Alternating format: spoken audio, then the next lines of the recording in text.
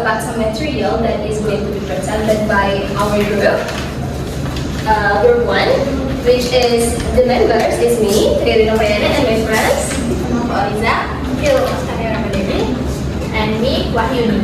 Okay, so today, as you can see before, we are going to talk about something that is correlated with technology. So, I have quotes here. The future of education is now increasingly dependent on the use of technology to create inclusive, flexible, and quality learning system. So the thing that we can get, and also we have to remember, is education cannot be separated from technology, because we know that today everything in every factors using technology by their main thing. Now, the thing that we are going to talk about one is TPACK. So TPACK itself is abbreviation for Technological Pedagogical Content Knowledge. TPACK encompasses technology, pedagogy, and teaching content. TPACK is an educator's knowledge in terms of managing the classroom and combining technology in every delivery of teaching material in the classroom. Jadi TPACK ini adalah gabungan dari teknologi, pedagogi, dan juga konten mengajar atau bahan ajar. Nah, pedagogi itu sendiri adalah kemampuan seorang guru dalam mengajar di kelas. Begitu. Nah, jadi TPACK ini adalah an educator's knowledge. Jadi TPACK ini adalah sebuah pengetahuan yang harus diketahui oleh educator seperti guru, dosen, ataupun lecturers yang ada di sekolah. Gitu. Nah, TPACK is an educator's knowledge in terms of managing the classroom and combining technology in every delivery of teaching material in the classroom. Jadi sesuai namanya, kita itu akan mengcombine atau menggabungkan teknologi di dalam sebuah pembelajaran di kelas yang akan kita ajarkan nanti. Begitu. Nah, TPACK ini sendiri itu divided into 3 parts. Dibagi menjadi 3. Yang pertama ada technological knowledge or TK. Yang kedua ada content knowledge or CK, and the last one is pedagogical knowledge, PK. Nah, 3 hal ini bisa dikombine antara satu sama lain menjadi beberapa form dari 2 hal. Seperti misal technological pedagogical knowledge, yaitu gabungan dari teknologi dan juga pedagogi. It's TPK. And the second one is technological content knowledge or TCK. Jadi penggabungan antara teknologi dan juga content knowledge. And the last one is pedagogical content knowledge. Jadi ini adalah penggabungan antara pedagogi skill dan juga content knowledge. Now we are going to talk about the 3 parts of TPACK. The first one is TK, the second one is CK, and the last one is PK. What are them? So the first one is TK, or technological knowledge. As we know that knowledge is pengetahuan. So the main thing about TK is about pengetahuan teknologi dalam mengajar. Nah, jadi is a knowledge about computer software and hardware, presentation learning media for creating teaching materials, worksheets, summaries, or others. And then the thing that some kind of example that you can use, that you can see clearly right now, is this PowerPoint slide. So this PowerPoint slide need TK or technological knowledge to be made to, what can I say, that to make your class more creative or maybe more interesting to your students. The second one is CK, or commonly referred to as content knowledge. Is knowledge of the material or discipline in a subject. This content knowledge will be adjusted to the K1, core competencies, and KD, basic competencies that have been created by the government. Jadi CK ini lebih kepada capaian yang sudah resmi dari pemerintah, biasanya tentang kurikulum dan sebagainya. Nah, selanjutnya yang terakhir ada PK, or commonly referred as pedagogical knowledge. Jadi pedagogical knowledge ini seperti yang saya bilang tadi, pedagogi ini adalah kemampuan mengajar seorang guru di dalam kelas. Jadi knowledge tentang pedagogi atau pengetahuan tentang pedagogi itu sangat dibutuhkan. Jadi is knowledge about pedagogical competence or teacher's ability to manage classroom learning, which includes understanding students' conditions, creating lesson plan or LPP and LPS, or what are now called teaching modules, implementing learning models, and evaluating learning outcomes. Okay, I think that's all for me and my material. And then the second material is about PCK, PPK, and TCK will be explained by Alpha. So now about PCK. So what is PCK? Pedagogical content knowledge, or PCK, is the core ability that must be possessed by a teacher or a prospective teacher.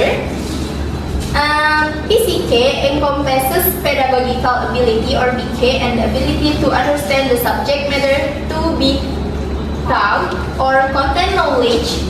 PCK is a teacher's knowledge in integrating their pedagogical ability to deliver the material. Jadi, PCK ini tuh adalah gabungan antara pengetahuan pedagogik dengan pengetahuan konten atau materi pelajaran, yang dimana artinya guru itu tidak hanya cukup paham dengan isi pelajaran, tapi juga tahu cara yang terbaik untuk mengajarkan materi tersebut agar siswanya mudah memahaminya. Nah, contohnya ketika seorang guru sedang mengajarkan grammar, nah jadi guru itu tuh nggak cuma menjelaskan grammarnya saja, melainkan agar siswanya lebih paham, guru itu perlu memberikan contoh kalimat atau percakapan singkat agar siswanya itu lebih mudah mengerti. So now is about PTK. So what is PTK? PTK is a combination of pedagogical skills and technological knowledge. Teachers need to know how to use technology appropriately in the teaching process to make learning more interesting and effective.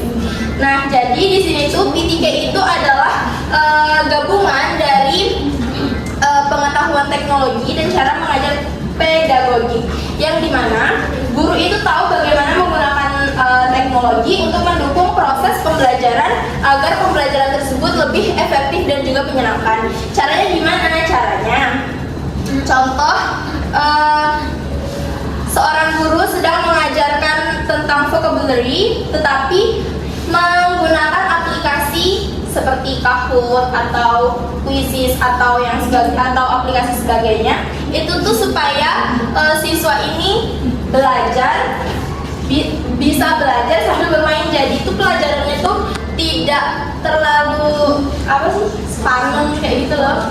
Iya, kayak monoton gitu.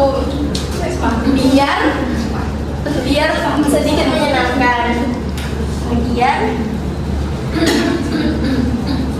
so the last one is TCK. So what is TCK? TCK is a combination of technological knowledge and lesson content or material. Teachers need to understand which technology is most appropriate for explaining specific material. Jadi kalau TCK ini itu gabungan antara pengetahuan teknologi dan juga isi pelajarannya atau kontennya. Artinya apa? Artinya guru memahami teknologi apa yang paling tepat untuk digunakan yang dapat digunakan untuk menjelaskan materi tertentu. Contohnya, misal nih ada seorang guru biologi yang menjelaskan fotosintesis atau proses metabolisme sel dengan video animasi 3 dimensi agar siswa tersebut dapat melihat tahapan proses dari fotosintesis dan proses metabolisme sel itu lebih jelas lagi. Okay, I think that's all for me. Okay, thank you Anka for the material. Now we are going to talk about the benefits of impact in education and learning, and it will be explained by Ilham Taylor. Take your time. Thank you, moderator. Okay, everyone. After know the definition about TPAC, now let's talk about the benefit of TPAC in education and learning process. There are several benefits. The first one is TPAC can help teachers create effective and also innovative lesson plans by combining technology, pedagogy, and also the content. Jadi contohnya tuh kayak misalkan guru itu kan tiap orang punya RPP. Nah, guru itu bisa masukin digital media ke dalam RPP-nya, kayak misalkan video atau gambar atau kuis atau something like that yang sekiranya bisa membantu proses pembelajaran monoton. The second one is makes teaching easier and learning more engaging through digital media. Jadi using video, picture, PowerPoint or something like that, it can help students be more understand what they learn. And then using visual media, it also can make the abstract topic clearer and also jadi siswa-siswa itu bisa lebih jelas untuk membayangkan apa yang sedang dipelajari. Jadi contohnya itu kayak misalkan materi yang mau dijelaskan pada hari itu adalah proses fotosintesis. Nah, guru itu bisa menggunakan visual media kayak misalkan animated video atau short video yang sekiranya bisa benar-benar mengilustrasikan tentang proses fotosintesis tersebut, sehingga muridnya bisa lebih mudah memahami dan membayangkan gimana sih proses fotosintesis itu. One is encourages teachers to be creative and innovative using various digital tools. Nah, jadi TIPEK ini juga mendorong para guru untuk menjadi lebih kreatif dan juga inovatif. Kemudian they can explore apps like Kahoot, Quizzes, or even TikTok Education to make the learning process be more fun. Jadi dengan cara ini guru itu tidak mengajar hanya dengan menggunakan buku saja, tapi gimana caranya para guru itu bisa menciptakan pengalaman belajar yang baru, yang lebih inovatif untuk murid-muridnya. And the last one is improve students' motivation and understanding through interactive learning and learning. Okay, so when learning uses technology, students feel more active and also motivated. Jadi TIPEK ini bisa membantu murid-murid itu menjadi lebih semangat dan juga lebih tertarik ketika ingin belajar. Mereka bisa jadi lebih kayak penasaran apa yang ingin dipelajari, apa yang ingin diajarkan oleh gurunya pada saat itu. Nah, it also helps to build ambience or classroom environment supaya bisa lebih fun dan lebih seru aja. Okay, now let's talk about the steps of implementing TIPEK in learning. Okay everyone, so the first one is opening the lesson. So in this stage, teachers explain the learning objectives and also the learning, the learning concept, and also the teacher can give motivation to the students. Nah, jadi di tahap ini guru itu bisa pakai slides atau short video supaya pembukaan pembelajarannya itu bisa menjadi lebih menarik dan siswanya jadi lebih tertarik untuk belajar, jadi kayak lebih kepo tentang apa yang ingin mereka pelajari. Terus juga teachers can use topic based on students' real life experiences or real life example supaya mereka bisa relate sama apa yang mereka pelajari. And then after that, masuk ke tahap explaining the material. Pada tahap ini, the teacher presents the topic using PowerPoint, videos, or image supaya lebih jelas. Nah, kalau misalkan cuma dikasih penjelasan melalui words saja, otomatis siswa-siswanya itu akan cepat bosan. Nah, maka dari itu dimungkinkan kepada para guru untuk memberikan materinya atau penjelasan materinya itu menggunakan PowerPoint atau slideshow atau apapun yang berkaitan dengan teknologi lainnya. Kemudian mengapa demikian? Karena teknologi itu membantu untuk menjelaskan materinya melalui visualisasi, dan pedagoginya itu membantu untuk bagaimana cara penyampaiannya supaya bisa dipahami oleh para muridnya, dan juga konsepnya itu supaya bisa mengatur si materinya ini tidak lari kemana-mana. Jadi kalau misalkan lagi belajar soal fotosintesis tapi tiba-tiba ada materi soal biologi yang lain kayak sistem produksi atau apapun, itu akan melenceng dari arah tujuan pembelajarannya. Begitu. Kemudian yang berikutnya adalah learning activities. So this is the most active part of learning, bagian paling aktifnya, karena di sini murid-murid itu bisa diminta untuk melakukan kegiatan kelompok atau kerja dalam satu tim. Kemudian mereka mengerjakan sesuatu, lalu setelah itu hasil yang mereka kerjakan itu di-present using digital presentation atau video atau apapun yang lainnya. Nah, pada tahap ini itu sistemnya bisa digunakan self-centered learning. Jadi